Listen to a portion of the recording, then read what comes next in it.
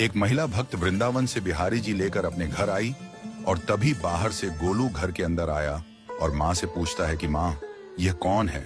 तो मैया ने बोला, ये भगवान हैं और ये ही हमारे मालिक हैं। अब तो घर में जब भी कोई नई चीज बनती तो सबसे पहले बिहारी जी को भोग लगता। पहले यह सब चीजें गोलू को सबसे पहले मिलती थीं। इससे गोलू बहुत चिढ़ने लगा और मन ही मन ठाकुर जी को कोसने लगा। एक दिन गोलू की माँ काम पर जाते समय बोली, गोलू, यमुना जी से मटके में जल भर कर लाना। जब गोलू पानी भरने के लिए जाने लगा तो जाते जाते बिहारी जी को कहने लगा, खाने के लिए तो सबसे पहले तैयार रहते हो, लेकिन काम तो मुझे ही करना पड़ता है। अगर यहाँ रहना है तो काम करो। कहकर गोलू यमुना जी से जल भरने के लिए चल पड़ा। गोलू जब यमुना जी में जल भरने लगा तो उसने देखा कि यमुना जी के अंदर बिहारी जी विराजमान हैं और कह रहे हैं, ला गोलू, घड़ा हम भर देते हैं। गोलू उनको देखकर हैरान हो गया और बोला, नहीं नहीं, मैं अपने आप भर लूंगा। लेकिन ठाकुर जी ने उसके हाथ से घड़ा ले लिया और भरकर घर ले आए। गोलू घर आकर डर रहा था कि अगर माँ को पता लगा कि मैंने ठाकुर जी से काम करवाया है तो आज मेरी पक्की पिटाई होगी। माँ ने घर आकर बिहारी जी को गीले कपड़ों में देखा तो एकदम से हैरान हो गई और कहने लगी कि गोलू, ये जरूर तेरी शरारत है, जरूर तूने ही इन पर जल डाला है। गोलू ने अपनी माँ को समझाने का बहुत प्रयास किया, लेकिन माँ ने उसको डांट कर चुप करा दिया और ठाकुर जी के भीगे हुए वस्त्रों को बदलने लगी।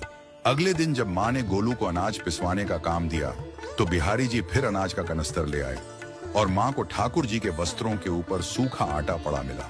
तो माँ ने फिर गोलू को डांटा कि तुझे पता नहीं कि ये हमारे भगवान हैं और तू भगवान के साथ शरारत करता है। आज तूने फिर इनके ऊपर आटा फेंका है। तो गोलू शपथ लेकर कहने लगा, नहीं माँ, मैंने कोई शरारत नहीं करी है। ये तो मेरे हाथ से गेहूं का कनस्तर लेकर खुद पिसवा कर आए हैं। गोलू की माँ आज बहुत गुस्सा हुई। अगले दिन फिर माँ बोली, बेटा गोलू, आज तुम्हारे बाबा बाहर गांव से वापस लौट आएंगे। बस आज का ही काम है, तुम जंगल से थोड़ी लकड़ियां ले आना।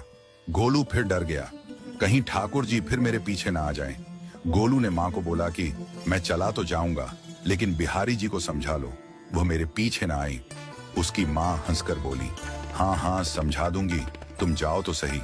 गोलू जल्दी जल्दी लकड़ियां लेने जंगल में चला गया और माँ काम पर चली गई। लेकिन उस दिन माँ काम से जल्दी वापस आ गई और देखा बिहारी जी अपनी चौकी पर विराजमान नहीं है। वह तो एकदम से घबरा गई कि कहीं गोलू की शरारत तो नहीं। वह भागी भागी जंगल की तरफ गई। तभी उसने देखा कि गोलू के साथ एक इंसान लकड़ियों को लेकर घर आ रहा है। गोलू की माँ यह देखकर हैरान हो गई कि यह तो बिहारी जी हैं। ये क्या हमारे भगवान हमारा काम कर रहे हैं? इसका अर्थ गोलू ठीक कह रहा था। वह जल्दी जल्दी भागकर ठाकुर जी के पास गई और लकड़ियां उनके हाथ से लेते हुए उनके चरणों में गिरकर रोती हुई बोली, हे बिहारी जी, ये आप क्या कर रहे हो? मुंह गरीब का काम क्यों कर रहे हो? ठाकुर जी मुस्कुराते हुए बोले, हमें तो तेरे बेटे पर बहुत प्यार आता है। सब लोग हमें भगवान समझते हैं, लेकिन एक तेरा बेटा ही था जो हमको अपना मानता था। अपना मानकर वो हमें डांट भी देता था, हमारे साथ गुस्सा भी करता था, और जो हमें एक बार अपना मान लेता है तो हम उसके मान के लिए उसके ही हो जाते हैं।